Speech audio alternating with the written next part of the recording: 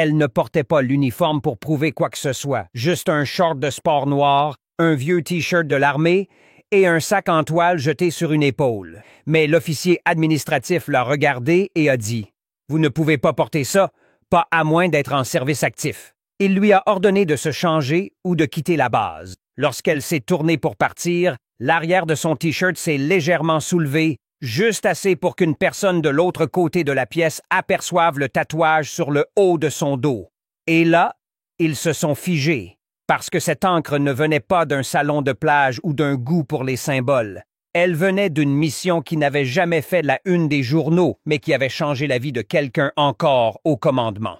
Vous voulez savoir ce que signifiait ce tatouage et pourquoi tout a changé après cela? Abonnez-vous et dites-nous dans les commentaires d'où vous regardez. Commençons. Le soleil du Nouveau-Mexique venait à peine de franchir l'horizon lorsque Dana Carver a garé son vieux Tacoma aux portes de Fort Ridgeline. L'air sentait la poussière et les vapeurs de diesel, ce mélange familier que tout soldat connaît par cœur. Des vagues de chaleur ondulaient déjà sur l'asphalte et le bourdonnement lointain des générateurs se mêlait aux conversations matinales des bottes foulant le béton. Un convoi de camions d'approvisionnement est passé en grondant devant le poste de garde, leur moteur ajoutant à la symphonie de l'efficacité militaire qui ne dormait jamais vraiment. Elle a coupé le moteur et est restée assise un moment, les mains encore sur le volant.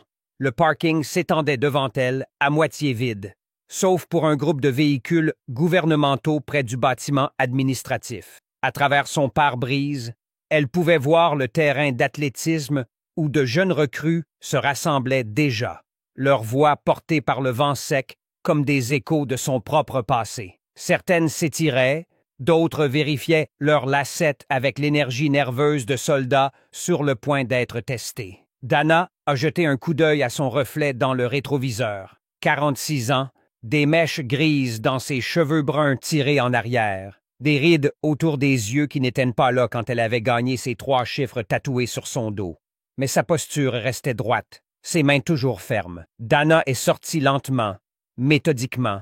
Ses mouvements avaient cette qualité délibérée qui vient de années à rendre chaque geste important.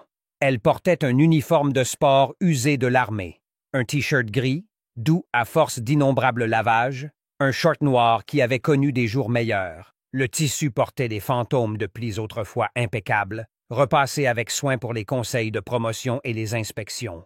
La plaque nominative avait disparu, ne laissant que de légères empreintes dans le tissu où Carver avait été cousu en fil noir. Ses plaques d'identité brillaient à peine sous le col, suspendues à une chaîne qu'elle n'avait jamais enlevée, pas une seule fois en 23 ans.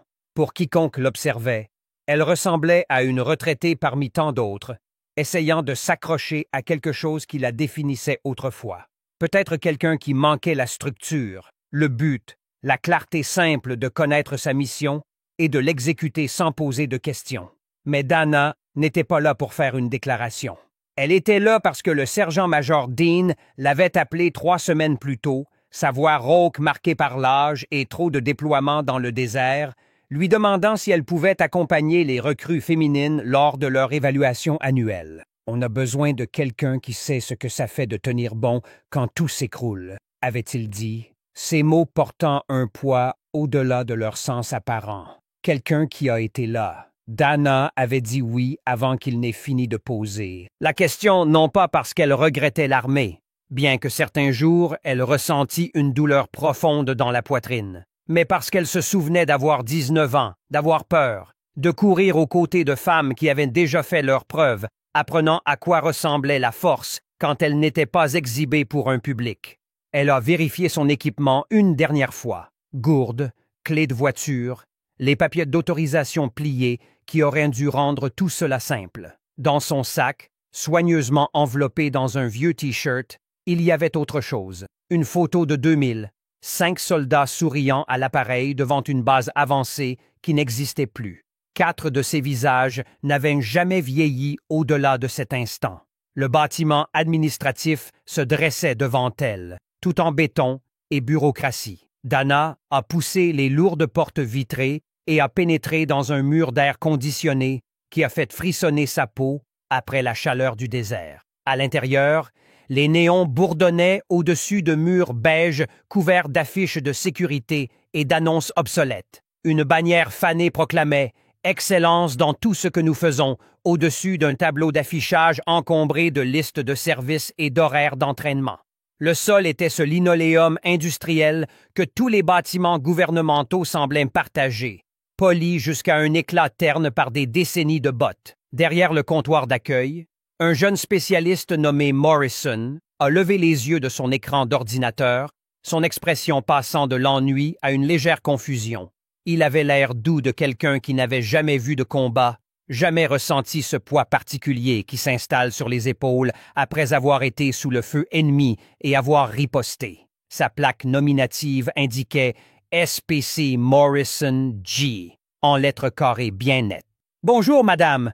Puis-je vous aider? » Dana s'est approchée du comptoir avec une confiance tranquille, ses bottes faisant un bruit doux sur le sol poli. Elle a sorti les papiers pliés de la poche de sa veste, chaque pli précis et délibéré. « Dana Carver, je suis ici pour le soutien à l'entraînement. Je devrais être sur votre liste de volontaires. » Morrison a pris les papiers, les parcourant avec une demi-attention qui trahissait trop de demandes routinières. Derrière lui, 2 employés civils triaient des dossiers, leur conversation un murmure ponctué de rires occasionnels. Une machine à café dans un coin remplissait l'air de cette odeur de café brûlé typique des bureaux gouvernementaux, resté trop longtemps sur la plaque chauffante. Morrison a froncé les sourcils devant l'écran. « Je vois un D. Carver sur la liste, mais... » Il a levé les yeux vers son uniforme de sport, puis de nouveau vers les papiers. « Madame, je ne pense pas que cet uniforme soit autorisé, sauf si vous êtes actuellement affecté à la base. » L'une des employées, une femme d'âge moyen aux yeux fatigués, a jeté un coup d'œil. « La politique est assez claire là-dessus, » a-t-elle dit sans baisser la voix. « On ne peut pas laisser des gens se promener en morceaux d'uniforme juste parce qu'ils ont servi autrefois. » Son collègue a hoché la tête. « On pourrait croire que les gens sauraient mieux que de jouer à se déguiser. Ça ne fait pas de vous un militaire en service actif. » L'expression de Dana n'a pas changé. Elle est restée là, patiente comme une pierre, tandis que Morrison cliquait sur d'autres écrans. L'odeur du café brûlé se mêlait à celle, antiseptique, du nettoyant pour sol gouvernemental. « Je dois vérifier avec le superviseur », a finalement dit Morrison, disparaissant dans un bureau adjacent. Les minutes ont passé. Par les fenêtres, Dana pouvait voir les recrues commencer leurs étirements d'échauffement, leurs jeunes corps bougeant avec l'énergie maladroite de soldats encore en apprentissage de leur propre force. Quelques-unes jetaient des regards curieux vers le bâtiment administratif. Quand Morrison est revenu, il était accompagné. Le lieutenant Kalin est sorti du bureau, comme s'il résolvait déjà un problème mal expliqué. La trentaine, uniforme impeccable, une confiance qui n'avait pas été mise à l'épreuve par autre chose que des scénarios d'entraînement. Ses bottes brillaient comme des miroirs, ses plis d'uniforme assez nets pour couper du papier.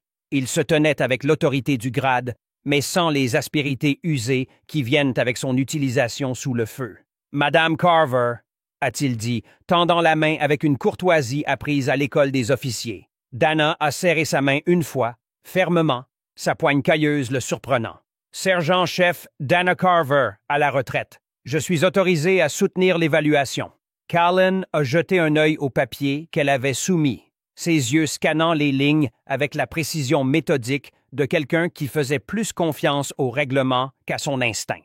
La lumière matinale qui passait par les fenêtres faisait briller les barrettes de lieutenant sur son col, projetant de petites ombres sur son badge nominatif. « C'est plus une recommandation qu'un ordre formel », a-t-il dit, son ton prenant cette qualité particulière qu'utilisent les officiers pour sembler raisonnable tout en étant inflexible. Et le règlement AR 670-1 est assez précis sur le port de l'uniforme. L'uniforme de sport est réservé au personnel en service actif effectuant des tâches officielles. Il a fait un geste vers Morrison, qui tenait un T-shirt de la base plié dans un sac plastique générique sûr pour les civils. Le T-shirt était bleu marine, avec Fort Ridgeline imprimé en lettres carrées sur la poitrine. « Nous serions ravis de vous avoir sur le terrain avec une tenue appropriée », a continué Kalin, son sourire ne vacillant jamais. « Sinon, je crains que la politique de la base ne l'exige. » Et il a laissé la phrase en suspens, son ton toujours poli, mais avec une fermeté sous-jacente. Dana a regardé le T-shirt offert, puis Callen. Elle n'a pas discuté, n'a pas expliqué, n'a pas défendu son droit d'être là. Le silence s'est étiré pendant plusieurs battements de cœur, seulement rempli par le bourdonnement des néons et le bruit lointain des recrues scandant leur cadence dehors. Elle a simplement hoché la tête, s'est penchée pour ramasser son sac en toile posé près du comptoir et s'est tournée vers la porte. C'est alors que c'est arrivé. En se penchant, son T-shirt de sport s'est légèrement relevé, exposant la peau entre ses omoplates. Le tissu s'est tendu sur son dos, révélant ce qui se trouvait dessous. Là, gravé en encre noire sur une peau burinée par le soleil, il y avait 3 chiffres qui ont rendu l'air de la pièce soudain plus léger. 13, 7, 5. Le tatouage n'était pas décoratif. Ce n'était pas un art commémoratif ou une phrase motivante en écriture fluide. C'étaient juste des chiffres, anguleux et précis, gravés dans la peau comme une marque. L'encre avait légèrement pâli avec les années, mais les lignes restaient nettes, sans compromis. En dessous des chiffres, à peine visibles, il y avait un symbole plus petit, une chouette stylisée, ailes déployées, perchée au-dessus de 2 épées croisées. Morrison n'a rien remarqué. Il était déjà retourné à son ordinateur, l'excitation du matin terminée. Callen ajustait son uniforme, satisfait que la politique ait été respectée. Mais là, Sergent Rodriguez, qui passait dans le couloir avec un clipboard de maintenance sous le bras, s'est arrêté net. Ses yeux se sont fixés sur ses chiffres et son visage a blêmi. Le clipboard a glissé de ses doigts engourdis, tombant bruyamment sur le linoléum. Rodriguez avait déjà vu ce tatouage, dans des briefings classifiés qu'il n'était pas censé se rappeler, sur des rapports d'action qui, techniquement, n'existaient pas. Il était caporal à l'époque, affecté à l'analyse du renseignement, chargé de lire entre les lignes lourdement censurées. La plupart des rapports étaient ennuyeux, routiniers, mais certains l'avaient tenu éveillé la nuit. Détachement 1375, Night Owl Group, l'unité qui avait tenu la route de repli de la porte nord quand tout était parti en vrille. L'unité qui avait sauvé un convoi de l'OTAN en combattant seule pendant 43 minutes contre des forces écrasantes. L'unité qui avait été dissoute et effacée des registres officiels parce que ce qu'ils avaient fait était trop classifié pour être reconnu, trop sensible pour être célébré, trop dangereux pour qu'on s'en souvienne officiellement. Rodriguez a regardé Dana marcher vers la sortie, ses mouvements toujours calmes, mesurés. Sa gorge était sèche. Il devrait dire quelque chose, leur dire qui elle était vraiment. Au lieu de cela, il s'est retourné et a marché rapidement vers les bureaux à l'arrière, son clipboard oublié, son esprit courant vers un appel téléphonique qu'il ne devrait probablement pas passer, mais qu'il devait absolument faire. Dehors, Dana a trouvé une place sur les gradins près de la piste. Elle a posé son sac et a regardé les recrues s'entraîner. Le soleil montait plus haut, peignant tout en nuances de laiton et d'ombre. Les jeunes soldats bougeaient avec énergie et détermination, leur voix portée par le vent du désert. Elle n'a pas boudé, n'a pas fulminé, elle est juste restée assise là, patiente comme le désert lui-même, regardant la prochaine génération se préparer à des défis qu'ils ne pouvaient pas encore imaginer. Une brise a soulevé son T-shirt, rendant le tatouage visible à nouveau. 3 chiffres qui racontaient une histoire que la plupart des gens ne connaîtraient jamais. Mais Dana avait appris il y a longtemps que la reconnaissance n'était pas quelque chose qu'on exigeait. C'était quelque chose qu'on gagnait, un moment de silence à la fois. Dans le bâtiment administratif, Rodriguez avait trouvé un bureau vide marqué « Communication », personnel autorisé uniquement, et avait verrouillé la porte derrière lui. Ses mains tremblaient légèrement alors qu'il composait un numéro qu'il avait mémorisé mais jamais utilisé. Un numéro provenant d'un dossier de briefing qui avait été brûlé après lecture. L'odeur du café éventé et du vieux papier emplissait le bureau, avec une seule fenêtre donnant sur le parc automobile où des mécaniciens travaillaient déjà sous le soleil montant. La sonnerie a retenti 2 fois avant qu'une voix nette ne réponde, sans identification, sans salutation. Liaison de commandement. Rodriguez a dégluti difficilement, sa bouche soudainement sèche. « Monsieur, ici le sergent Rodriguez à Fort Ridgeline. Je dois signaler une situation concernant une identification possible de personnel classifié. Une pause qui a duré plus longtemps que des battements de cœur. En arrière-plan, Rodriguez pouvait entendre le faible cliquetis des claviers, le murmure lointain de voix sérieuses traitant d'affaires sérieuses. « Allez-y, sergent. Cette ligne est sécurisée. Nous avons une volontaire ici, retraitée, une femme. Elle a un tatouage. » Rodriguez a dégluti à nouveau, pensant au briefing, aux dossiers censurés, aux histoires chuchotées. « Monsieur, elle a le détachement d'IL-1375 marqué sur elle, clair comme le jour, avec l'insigne de la chouette. » Si le silence s'est étiré pendant plusieurs battements de cœur. Rodriguez pouvait presque entendre les engrenages tourner, les bases de données consultées, les décisions pesées à des niveaux bien au-dessus de son grade. « Êtes-vous certain de l'identification, sergent? »« Oui, monsieur, absolument certain. J'ai vu ces marques dans des documents classifiés. Ce n'est pas une wannabe avec des recherches sur Internet. Compris. Quel est son statut actuel? » Avec le personnel de la base, ils viennent de lui demander de partir. Violation d'uniforme. Un lieutenant pense qu'elle joue à se déguiser. Une autre pause, plus longue cette fois. Rodriguez a entendu des papiers bruissés, des chuchotements urgents en arrière-plan. « Sergent Rodriguez, vous informerez immédiatement votre officier commandant que cette personne doit être traitée avec toute la courtoisie et recevoir toute l'assistance dont elle a besoin. Cela vient de niveaux dont vous n'avez pas besoin de connaître l'existence. Compris? Oui, monsieur. Absolument. Cette conversation n'a jamais eu lieu. Mais si quelqu'un manque de respect à cette femme à nouveau, il répondra à des gens qui ne portent pas de badge nominatif. La ligne s'est coupée avec une finalité qui a fait trembler les mains de Rodriguez alors qu'il reposait le combiné. 10 minutes plus tard, le major Ronson est sorti du bâtiment administratif comme un homme en mission. Il était l'officier d'entraînement de Fort Ridgeline, un homme qui avait vu assez de combats pour faire la différence entre les guerriers de papier et les vrais. Son uniforme était impeccable, mais ses bottes étaient éraflées, et il se tenait avec une autorité qui n'avait pas besoin de s'annoncer.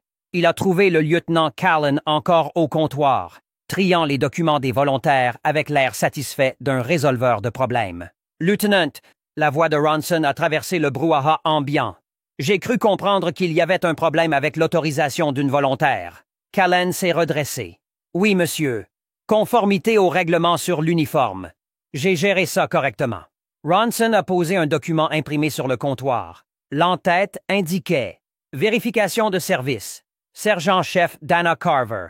Autorisation spéciale pour les activités de soutien à l'entraînement, valable jusqu'à la fin du trimestre. Ceci était dans votre boîte de réception depuis mardi, » a dit Ronson calmement. « Pourquoi n'a-t-il pas été traité? » Le visage de Callan a blanchi de plusieurs nuances. « Monsieur, il y a beaucoup de paperasse, j'ai dû... »« Vous avez dû ne pas faire votre travail correctement, » a coupé Ronson, sa voix restant égale mais avec une froideur glaciale. « Ce qui signifie que vous avez remis en question l'autorisation d'une vétérane décorée parce que vous n'avez pas pris la peine de lire vos emails. » À travers la fenêtre, il pouvait voir Dana toujours assise sur les gradins, sa posture inchangée, son attention concentrée sur les recrues. Ronson a plié le document et l'a glissé dans sa poche. « Je vais régler ça.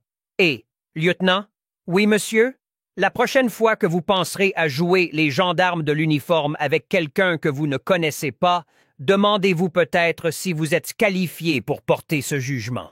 Ronson s'est dirigé vers la porte, laissant Callan planté là, avec la lente et nauséeuse réalisation qu'il venait de commettre le genre d'erreur qui vous suit tout au long de votre carrière. Dana l'a vu arriver avant qu'il n'atteigne les gradins.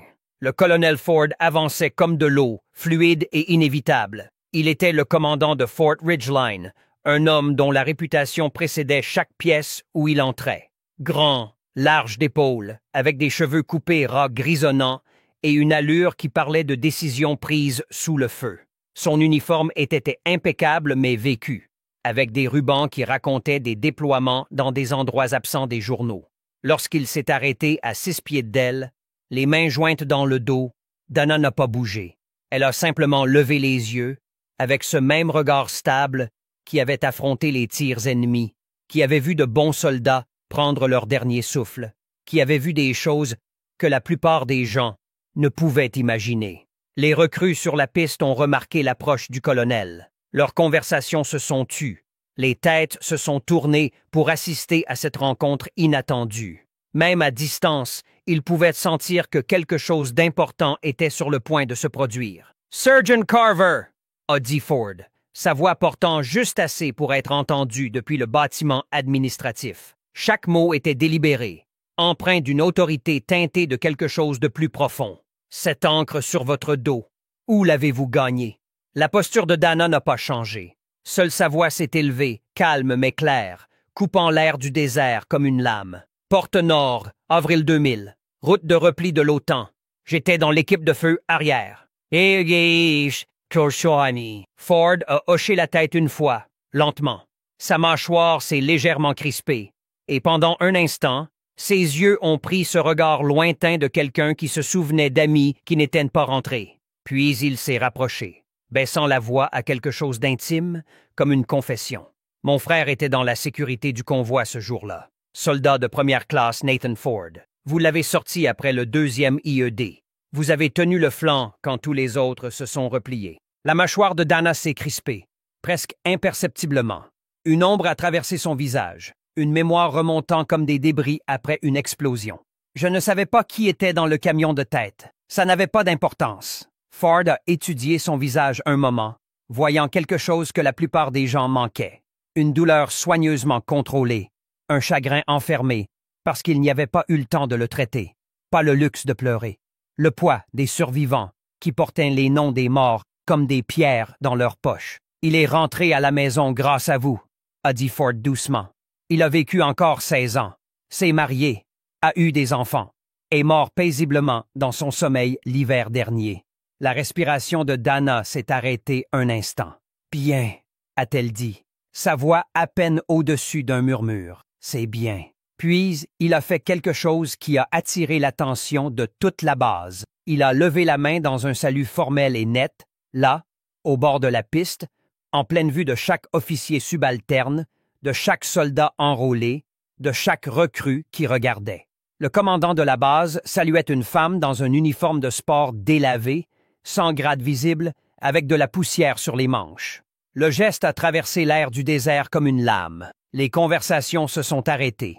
Les têtes se sont tournées. Même les recrues ont interrompu leurs étirements pour regarder. Ford a tenu le salut plus longtemps que ne l'exigeait le règlement, puis l'a relâché avec la même précision. « Si le sergent Carver veut porter cet uniforme, a-t-il dit, sa voix résonnant dans le silence soudain, elle le porte. Si elle veut soutenir notre entraînement, elle le soutient.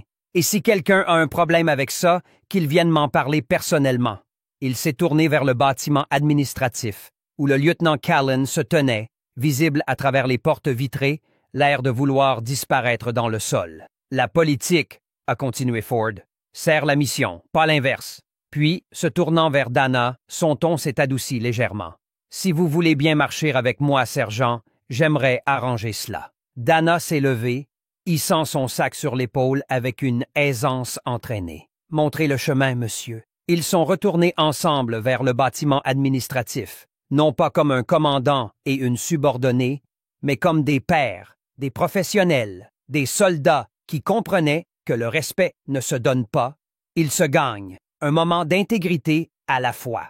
Dans le silence climatisé du bureau de Ford, avec les stars baissées et la porte fermée, la conversation qui a suivi a été brève et discrète. Ford a ouvert des fichiers sur son ordinateur, parcourant des pages que la plupart des gens n'avaient pas l'autorisation de voir. « Détachement 1375 », a-t-il dit sans lever les yeux. « Night Owl Group, dissous après l'action de la Porte Nord. Dossier classifié, rapport censuré. Des héros qui officiellement n'ont jamais existé. » Dana était assise en face de lui, les mains croisées sur les genoux. C'était l'idée. Vous avez sauvé 17 personnels de l'OTAN ce jour-là, tenu une position défensive pendant 43 minutes sans soutien, sans ravitaillement, sans renfort. Il fallait bien que quelqu'un le fasse. Ford l'a regardé enfin. Vous avez reçu une Bronze Star. Elle est dans un dossier classifié auquel 3 personnes au Pentagone ont accès. Je n'ai pas besoin de médaille, a dit Dana doucement. Ceux qui comptaient sont rentrés chez eux. Ça suffit. Ford a imprimé une seule feuille de papier, l'a signée avec son propre code d'autorisation et la lui a tendue. Autorisation mise à jour. Vous voulez vous entraîner avec nos gens? Vous vous entraînez avec eux, dans l'uniforme qui vous convient. Dana a plié le papier une fois, précisément, et l'a glissé dans son sac. Merci, monsieur. Ils sont sortis ensemble, passant devant les mêmes employés qui avaient plaisanté sur le fait de jouer à se déguiser, devant le même spécialiste qui avait remis en question son autorisation. Cette fois, personne n'a parlé. Certains se sont levés, d'autres ont trouvé des affaires urgentes ailleurs. Sur la piste, les recrues avaient terminé leurs échauffements et se rassemblaient pour l'événement principal, des visages jeunes, pleins d'espoir et de nervosité, regardant vers leur avenir avec une espérance encore intacte. Ford s'est adressé à l'adjudant responsable de la formation. Le sergent Carver accompagnera la course d'aujourd'hui. Elle est autorisée à porter les éléments d'uniforme qu'elle a choisis avec effet immédiat. L'adjudant a hoché la tête vivement. « Oui, monsieur. » La voix de Ford a porté alors qu'il s'adressait aux officiers rassemblés. « Nouvelle politique, effective aujourd'hui. Les vétérans ayant servi antérieurement qui soutiennent des événements d'entraînement officiels sont autorisés à porter des éléments d'uniforme appropriés, à la discrétion du commandement. Des questions sur cette discrétion, venez me voir. » Le lieutenant Kalen, qui était sorti du bâtiment administratif, l'air d'avoir vieilli de 10 ans en 1 heure, s'est avancé. « Sergeant Carver, je tiens à m'excuser. Je n'avais pas compris. » Dana a levé une main, doucement, l'arrêtant. « Vous n'avez pas demandé. » Les recrues observaient maintenant, sentant que quelque chose d'important se passait, même si elles ne comprenaient pas exactement quoi. Des murmures ont parcouru la formation. C'est elle, celle qui... Tu as vu le colonel la saluer? Dana n'a pas attendu plus de cérémonie. Elle a posé son sac près des gradins, s'est étirée une fois et a couru sur la piste avec cette grâce aisée qui vient de la mémoire musculaire. Quand la formation a commencé à bouger, elle ne se contentait pas de suivre le rythme, elle le donnait. Sa foulée était fluide, contrôlée, efficace. Les jeunes soldats derrière elle se sont retrouvés à travailler plus dur que prévu pour rester à sa hauteur. Sa respiration restait stable alors que la leur commençait à s'essouffler. Sa posture restait droite alors que la leur commençait à faiblir. Au 2e tour, personne ne remettait en question ce qu'elle faisait là. Au 3e, ils essayaient d'apprendre d'elle. Le colonel Ford est resté au bord de la piste, les bras croisés, observant la formation passer. Son adjudant s'est penché légèrement. « Monsieur, pensez-vous qu'elle va les laisser la rattraper? » Les yeux de Ford suivaient le rythme régulier de Dana, notant la façon dont elle semblait glisser alors que les recrues travaillaient 2 fois plus pour la même vitesse. « Seulement si elle le veut, » a-t-il dit doucement. La course s'est terminée avec Dana à peine essoufflée, alors que la moitié de la formation se pliait en deux, haletante dans la chaleur du désert. Elle les avait menés parfaitement, assez vite pour les défier, assez contrôlés pour renforcer leur confiance professionnelle jusqu'au bout. Alors que les recrues se dispersaient vers les douches et le déjeuner, Dana s'est retrouvée assise sur les marches en béton à l'extérieur du parc automobile, regardant la base s'installer dans son rythme de midi. Le soleil était plus haut maintenant, peignant tout en nuances de laiton et d'ambre. La chaleur ondulait sur l'asphalte et quelque part au loin, un hélicoptère effectuait des vérifications de maintenance, ses rotors créant un battement rythmique porté par le vent du désert. Une jeune soldate s'est approchée timidement, tenant une gourde comme une bouée de sauvetage. Peut-être 19 ans, avec cette détermination sincère qui rappelait à Dana elle-même à cet âge. Son uniforme était encore impeccable, ses bottes brillaient encore, et ses mouvements portaient cette précision prudente de quelqu'un qui apprenait encore à être soldat. « Madame » a-t-elle commencé, sa voix à peine plus qu'un murmure. « Si je peux me permettre, étiez-vous vraiment avec Night Owl? » Dana a levé les yeux, son expression douce mais réservée. La question flottait entre elles, lourde d'implications. « J'y étais. » La soldate s'est rapprochée, jetant un coup d'œil autour d'elle pour s'assurer qu'elle ne serait pas entendue. Sa voix s'est encore abaissée. « Mon cousin est dans la garde nationale. Il a servi en Afghanistan. Il disait qu'il y avait des histoires sur cette unité, sur ce qui s'est passé à la Porte Nord. Mais il pensait que c'était juste des rumeurs classifiées, des histoires de fantômes que les officiers racontaient pour effrayer les nouvelles recrues. C'était classifié, a répondu Dana, sa voix portant le poids des années passées à garder des secrets. C'était censé le rester. Les yeux de la jeune soldate se sont élargis. Avez-vous vraiment tenu la position seule contre une compagnie entière? Dana est restée silencieuse un moment, regardant au loin vers les montagnes. Les sommets scintillaient dans la chaleur, anciens et immuables, indifférents aux petits drames, humains joués à leur ombre.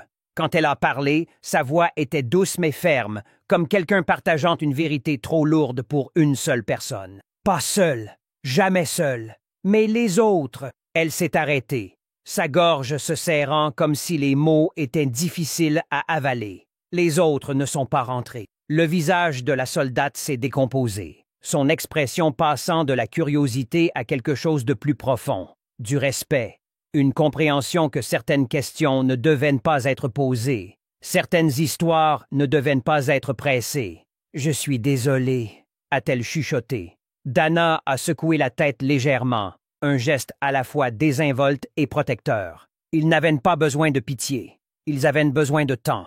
Quand ils ont manqué de temps, ils m'ont donné le mien.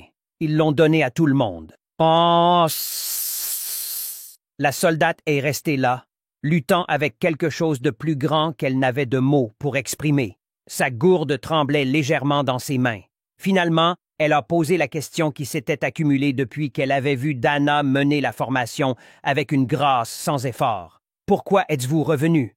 Après tout ça, après ce qu'ils vous ont pris? » Dana s'est levée lentement, brossant la poussière de ses mains avec des mouvements précis, délibérés. Elle a regardé la jeune soldate avec quelque chose qui n'était pas tout à fait un sourire, mais plus chaud que la pierre, plus ancien que le désert autour d'elle. Parce que quelqu'un doit vous montrer à quoi ressemble la force silencieuse, ce que ça veut dire de servir sans chercher la reconnaissance, ce que ça coûte de porter ce poids et pourquoi ça vaut la peine de le porter quand même. Elle a fait une pause, ses yeux embrassant la base autour d'elle, les jeunes soldats vaquant à leurs tâches, le drapeau claquant dans le vent du désert. Vous allez affronter des choses là dehors que les manuels ne couvrent pas, des moments où la chaîne de commandement s'effondre, où la mission déraille, où de bonnes personnes comptent sur vous pour faire des choix impossibles. Sa voix restait stable, factuelle. Quand ça arrivera, vous vous souviendrez que la force silencieuse, ce n'est pas d'être la voix la plus forte dans la pièce. C'est d'être celle qui est encore debout quand le bruit s'arrête. Elle a marché jusqu'à son camion, le même Tacoma usé qui l'avait porté à travers sa vie civile, maintenant étrangement différent de ce qu'il était ce matin. Alors qu'elle montait et démarrait le moteur, les recrues qui avaient couru derrière elle étaient rassemblées près des baraquements, parlant encore de la femme qui avait fait paraître leur meilleur rythme sans effort. Dana s'est éloignée par la route de gravier qui serpentait derrière la base, passant le parc automobile, les terrains d'entraînement et l'étendue infinie du désert au-delà. Dans son rétroviseur, Fort Ridgeline devenait plus petit, mais d'une certaine manière plus solide, comme si quelque chose d'important avait été réglé là-bas. Personne ne l'a arrêté. Personne n'a remis en question son droit d'être là. Et la prochaine fois que quelqu'un mentionnerait le détachement d'Île 515, ce ne serait pas dans des rumeurs chuchotées ou des dossiers classifiés. Ce serait dans le silence respectueux de personnes qui comprenaient enfin à quoi ressemblait le vrai service. Avez-vous déjà vu quelqu'un tenir sa position calmement pendant que d'autres se moquaient d'eux? Partagez cette histoire avec quelqu'un qui sait ce que signifie vraiment la force silencieuse. Cliquez sur le bouton d'abonnement si vous pensez que les vétérans méritent le respect, pas seulement pendant les jours fériés, mais chaque jour qu'ils passent parmi nous.